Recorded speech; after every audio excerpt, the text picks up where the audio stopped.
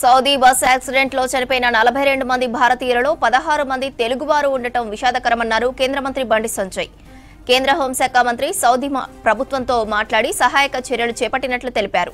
సర్దార్ వల్లభాయ్ పటేల్ 150వ జయంతోత్సవాల సందర్భంగా కరీంనగర్లో నిర్వహించిన యూనిటీ మార్చ్ కార్యక్రమంలో పాల్గొన్నారు బండి సంజయ్.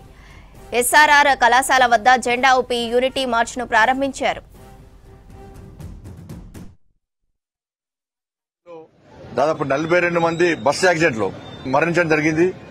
దానిలో భారతీయులు దాదాపు 18 మంది తెలుగు వాళ్ళు. కేంద్ర ప్రభుత్వం ఆల్రెడీ అన్ని రకాలుగా చర్యలు తీసుకుంటున్నది.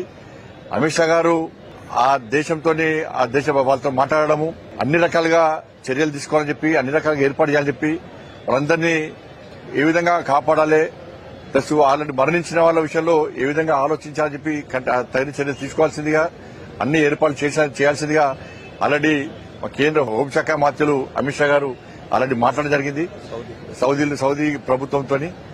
ఒకటి మరణించడం చాలా దురదృష్టకరం.